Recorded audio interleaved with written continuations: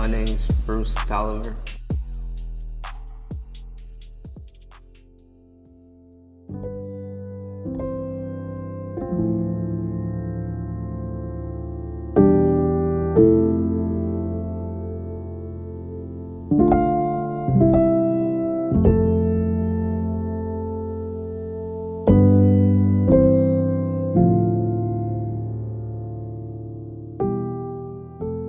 I grew up on the south side of St. Louis, and I pretty much just always lived there my entire life. I think I only left the city like 2 times.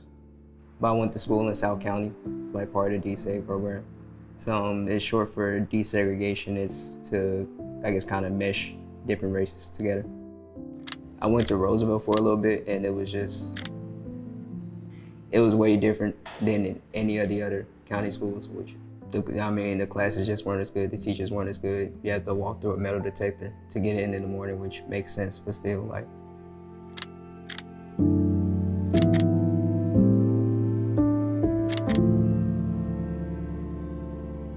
I was locked up at the workhouse for 19 months, and I guess it wasn't a good experience at all.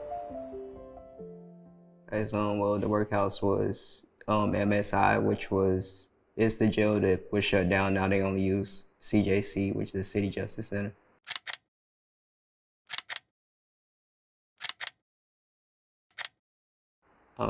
Whenever I first got locked up, they put me on suicide watch.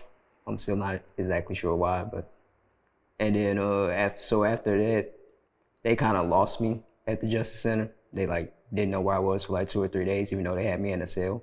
So they delayed me going to MSI, and then I got there, and then they lost me for a week there. They had me in another cell and just didn't know where I was.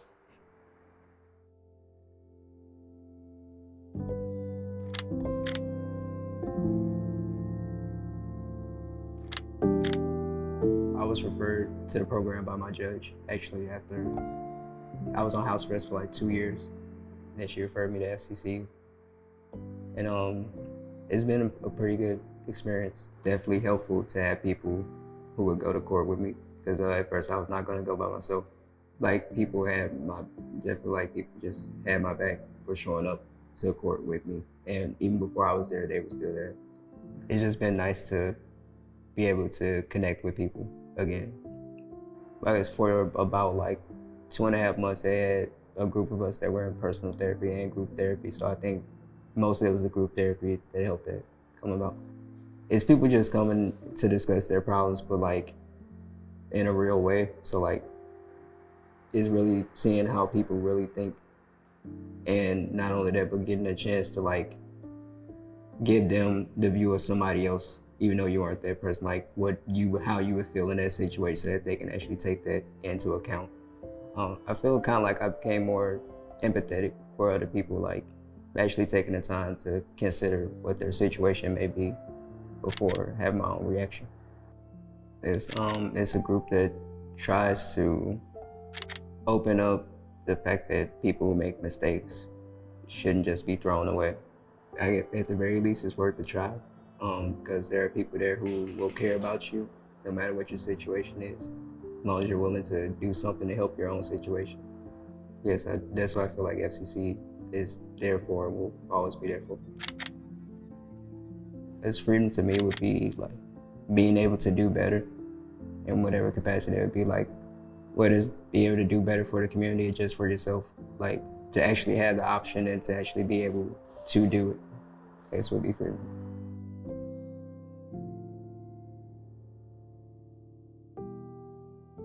I wanted him to be buried up under the jail. That's how Michelle Dismute felt 5 years ago when she learned her 15-year-old son, Nick, was killed in a tragic car crash.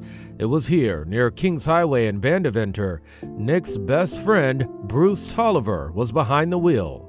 Earlier this year, before sentencing, Mom says she heard her son speak to her right in the courtroom. And I hear Nick say, "Mom, stop this. Stop it."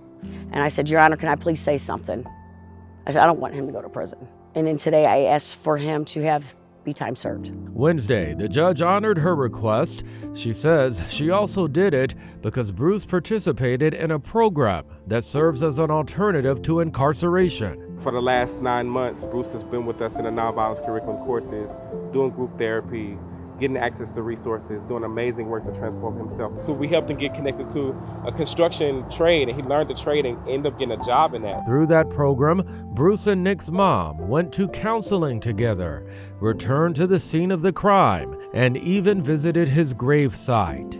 It's created an unexpected bond that transformed her pain into forgiveness. Why would I want him to be another statistic? And I truly feel he's that one that made the mistake and he learned from it. I really do. And I know that my son is happy now.